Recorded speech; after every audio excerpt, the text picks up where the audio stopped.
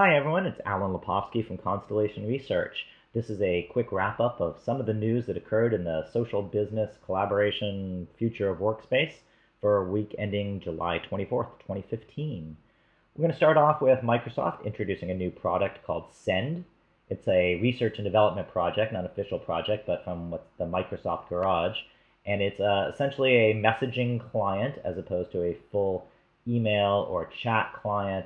It's currently available on the iPhone. They're saying it's going to come on Android soon.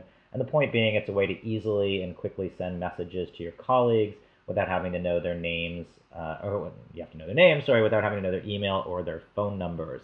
It's similar to many other products that are out there these days, like CoTap, CrewApp, Connective, Jive Chime, Taco, Cisco Spark, who am I missing? Lua, Team Chat. There's a whole bunch. It's essentially, think of it if you know how to use WhatsApp or iMessage in your consumer life. It's the trend of enterprise software trying to look for those same short messaging sort of products. I won't go into a full review of them now, but I am happy to talk about that entire genre later. Next up, let's take a look at Google Calendar integration has come to Slack. So Slack certainly gets a lot of attention these days, lightweight, IRC-like group messaging client. And so one of the things they do really, really well is they provide lots and lots of integrations. So it's very easy now to add Google Calendar integration. Your admin of the channel just clicks on integration, and you can see here, one of the things that's made Slack popular is it literally integrates with dozens and dozens and dozens and dozens of tools that people use to get their jobs done. So all you do is go to Google Calendar, you click on here.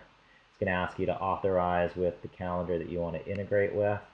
I'll say connect calendar to Slack. I'm not going to go through the whole procedure, but essentially I'll just show you here, once you're connected to your Gmail, you can choose, which calendar that you want to integrate.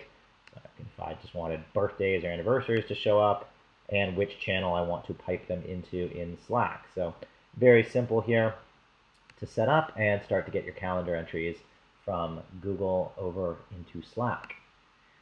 Pretty big news, Dropbox, one of the enterprise file sync and sharing vendors that you're all familiar with, acquired a company called Clementine. And what Clementine does is messaging applications, similar to what we were taking a look at in what Microsoft was doing. But Clementine's like voice conferencing, all sorts of chat sort of paradigms, all the communication aspects that Dropbox is currently missing. So if you look at Clementine here, they're showing it to you on the iPhone, but there is also desktop applications as well. But it's a client that lets you send text messages, voice messages, conference calling, in-app voice recording, etc. So think of it integrated with Dropbox in the future, bringing a lot of collaboration features to the file sharing capabilities in Dropbox.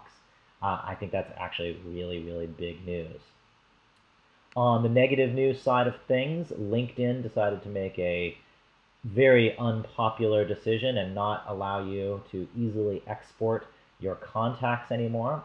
You can still do it, but what you have to do is go over to your profile, click on privacy and settings. It's going to ask you to log in again. I will do so. And, oops, there we go. Of course, something has to go wrong during a demo. And down here, you click on account, and then you'll see no longer can you get your info. You actually have to request an archive of all of your data. And then once you've requested your data, it can take a few days for them to actually send it to you. Not a very modern web-like thing to do. I'm going to go ahead and do it because I am concerned I am not going to have my contacts in LinkedIn anymore or have access to them. So I'm going to do that. So let's switch back to a couple positive news items. Social task management vendor Workfront, one that you've heard me talk a lot about. So social task management being sort of the integration of collaboration features into project management, has acquired a company called ProofHQ. Now, ProofHQ is the annotation and commenting and editing capabilities of content built right into your tasks. Workfront has taken advantage of them for a long time in the past, meaning integrated with them, but they've actually now gone off and acquired the company. I think I can show you, let's see, quick example of what it looks like. Essentially, it's you're in your tasks, you're assigning things, and now all of the proofing and annotations here. So you can come in and annotate an image, add comments directly in line. They're not over on the side and they're not down the bottom like a blog, but you can actually directly annotate an image. You have full markup capabilities with pencils and arrows and cropping and color changing and all sorts of things you can do to images, and have full version control. So for creative agencies, you can go back and forth and look at what something looks like. Here was the comma, and now it's been turned to a period. So you can actually kind of like step through all the iterations. So that's now going to be a much more seamless, well, it already today is a seamless part of Workfront, but they are going to work much closer with Proof HQ because now they are going to be one and the same. They actually are going to continue to run Proof HQ as its own independent company for now. So other vendors and customers that use Proof HQ will be able to do so.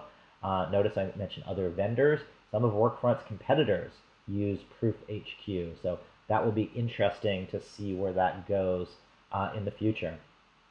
Speaking of competitors to Workfront, another vendor in the social task management space that I cover, Clarizen, had some news this week, not product specific, but in this case, due to their growth and expansion, they've actually opened up a new office in San Francisco, so in the heart of the Bay Area, so that they can expand their operations. Looks like, the cool Silicon Valley type office with beanbags and ping pong tables and all the things that you're supposed to have in a great office that entices people to come to work and share and openly collaborate.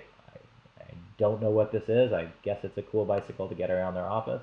But yeah, so that's a great new space, and congratulations to them on the continued growth and success that they were able to open that office. Speaking of Clarizen, a little shameless plug, I'm actually doing a webinar with Clarizen next week. So July 29th, next Wednesday, 10 a.m. Pacific time, 1 a.m. Eastern time.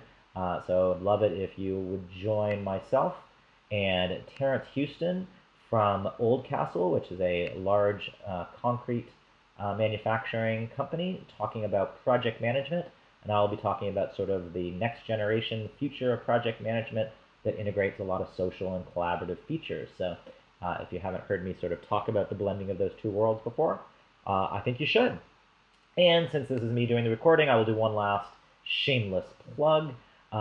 David Lavenda, you may know from e-business vendor, or sort of social business vendor, I don't know where e-business came from, social business vendor Harmony, who also writes for CMS Wire, interviewed me, and we talked about a lot of great digital, workspace kind of topics, information overload, something you've all heard me talk lots about, number of tool syndrome, how we keep up with all of those things, what do cloud and mobile mean, and a few other topics. So I'd love you guys to surf over to CMS Wire, and I will try to create a link to it in this video, and watch this video, or read this article. So thank you very much. I'm sure I missed dozens and dozens of things. If you have news that you want me to share, please make sure to just send it over to me, and I will do my best to keep track of what's going on in the industry every week. But this is Alan Lepovsky from Constellation Research, and this was the week of July 24th, 2015. Thanks, everybody. Bye.